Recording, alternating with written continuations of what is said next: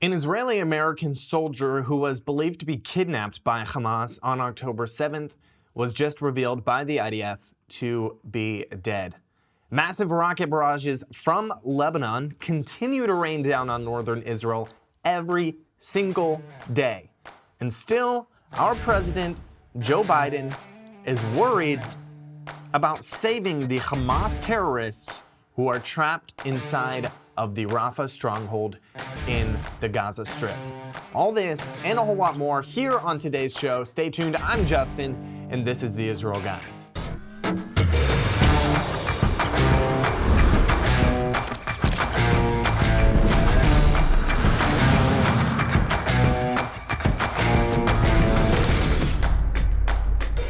Welcome to the Israel Guys, where we believe that in a world of Jew hatred and anti-Israel propaganda, you should have a direct connection to the lands and people of Israel. Welcome back, guys. It's great to be with you here on today's show.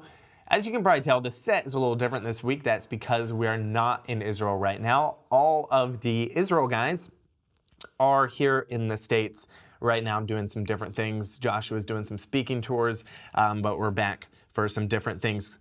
We're going to talk about the kidnapped U.S.-Israeli soldier, Itai Chen. But first, make sure to subscribe here on YouTube or wherever you're watching. Give us a follow, whether it's on podcast platforms or Rumble.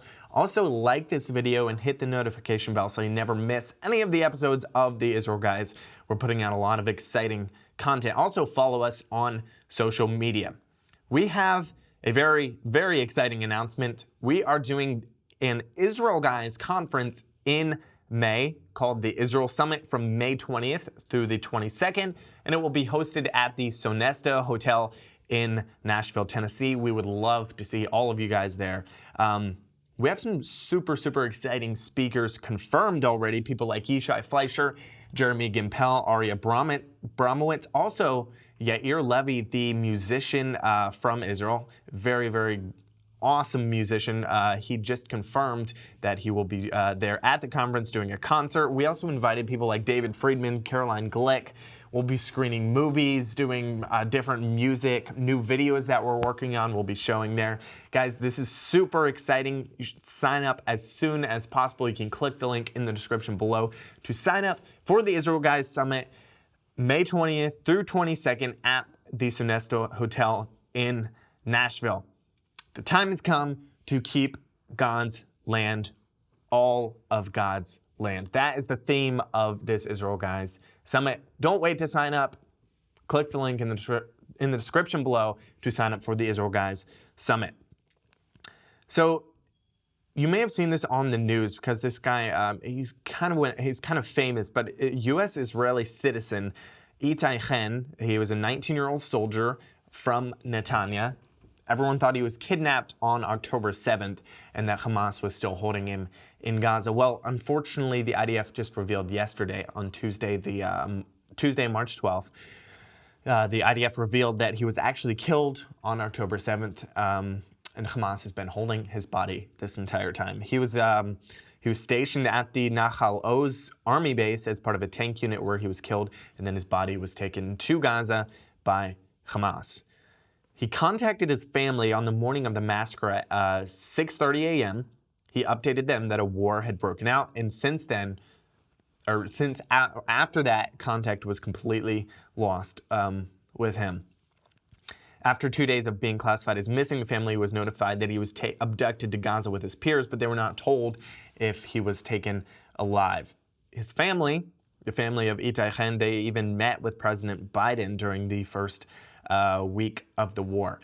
President Joe Biden reacted to the news. He said this in a statement published by the White House, quote, "Today our hearts are heavy. Jill and I are devastated to learn that American Itai Chen was killed by Hamas during its brutal terrorist assault on October 7th. In December, Itai's father and brother joined me at the White House to share the agony and uncertainty they faced as they prayed for the safe return of their loved one. No one should have to endure even one day of what they have gone through. At the end of our meetings, they gave me a menorah, a solemn reminder that light will always dispel the darkness and evil will not win. Today, as we join Itai's parents, brothers, and family in grieving this tragic loss, we keep this reminder close to our hearts. and I reaffirm my pledge to all the families of those still held hostage. We are with you. We will never stop working to bring your loved ones home. Now, a couple things from this statement that was put out by Joe Biden. Great words that he's saying. They're devastated by this, that this American was killed. The question is, does he really mean it, or is he just playing the hypocrite?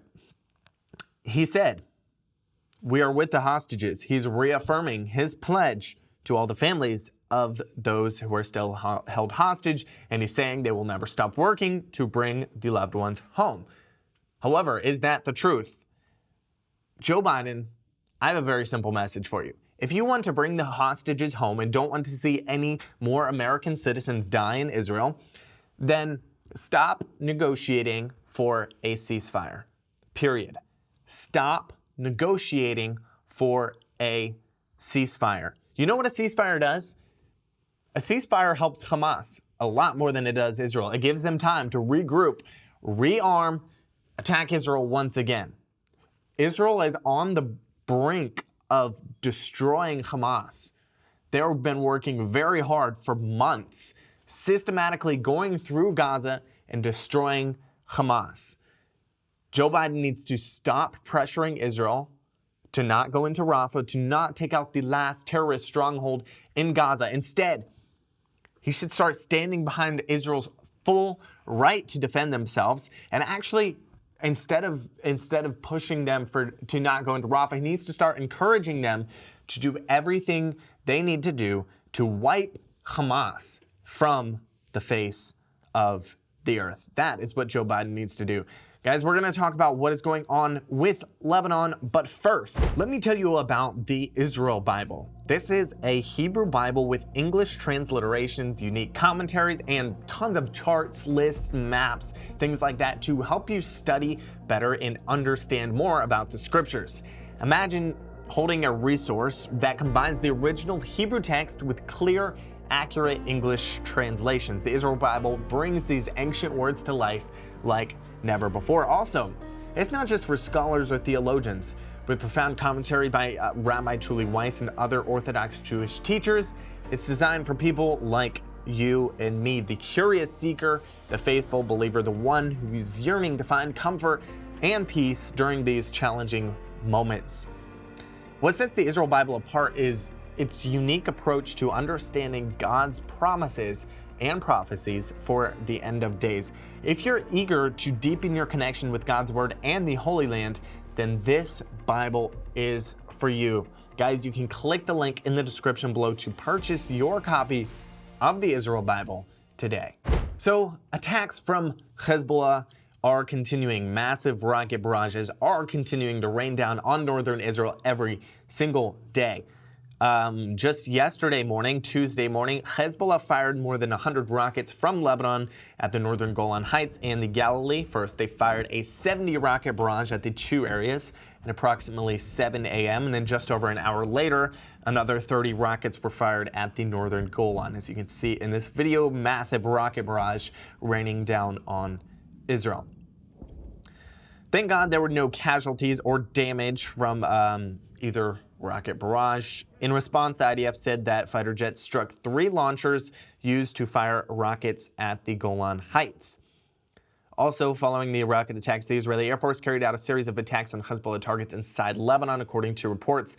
The terrorist group's Beirut-based Al-Manar TV station reported strikes in the Hasbia and Kola areas and artillery fire directed towards Hula and Merkaba in southern Lebanon. Later in the morning reporting an Israeli strike on a house in Bint Jabil. The day before, the Israeli Air Force, IAF, they did a bunch of airstrikes on different parts of Lebanon as well. On Monday, they did a lot of strikes. So there's a war with Lebanon happening every single day. Massive rocket barrages raining down on Israel. The IDF responding with their Air Force, going in, targeting, doing specific strikes on Lebanon. They're taking out different Hezbollah commanders and hitting different terror targets. IDF spokesperson Rear Admiral Daniel Hagari said on Monday night, quote, On the northern border, we are aware of the complex reality of the residents of the north. In the last 2 days, we struck a large number of targets and eliminated several terrorist cells. All this alongside continuing to strengthen our readiness for war in the north. So they're saying, Israel's playing the game. There's not a war happening, while there actually is a pretty full-on war happening with Hezbollah. There was a very interesting meeting. According to Ynet, Hezbollah Secretary General Hassan Nasrallah met recently with a Hamas delegation led by senior Hamas official Khalil al-Hayya, with Hezbollah saying that the meeting dealt with, quote, developments in Gaza and the West Bank, the supporting fronts, and the negotiations to stop the aggression in Gaza. So Hezbollah and Hamas are meeting, and they're starting to work together on some things. I feel like things can only go on so long before they come to a breaking point with Lebanon, and full-out war is declared by Israel. I guess we'll see what happens in the coming days and weeks. More on Joe Biden. I talked about earlier how Joe Biden is pressuring Israel to not go into Rafah, the last huge remaining terrorist stronghold of Hamas. But now, apparently, he is considering conditioning military aid to Israel if they continue with their Rafah operation. Politico on Monday cited 4 U.S. officials, quote, with knowledge of internal administration thinking, with one saying that, quote, it's something he's definitely thought about. Over the weekend, Josiah talked about on his show, but Biden said that invading Rafah would be a red line, crossing a red line for him. He then clarified later that he wouldn't actually have a red line where he would cut off all military aid to Israel. He said, we're always going to stand with Israel's right to defend themselves, of course, blah, blah, blah. But he is considering, according to reports, conditioning military aid if they go into Rafah, which is absolutely ridiculous.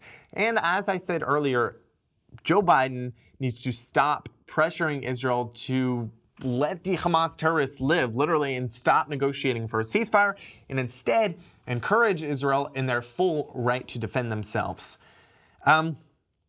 Guys, continue to pray for Israel. Israel is still at war on multiple fronts. There's a lot happening, and I've been seeing on the news there's been a lot of terror attacks happening every single day in Israel. So continue to pray for Israel. Pray for Israel's leaders that they would have the strength to do what they need to do and to wipe Hamas from the face of the earth. Guys, don't forget to check out the Israel Bible. You can click the link in the description below if you want to buy Israel 365's The Israel Bible. Don't forget to subscribe, get that conversation going down below. Let us know what you think in the comments about this topic or about what is going on in Israel in general. And as always, tune out the fake news and tune into what is actually happening in the land of Israel.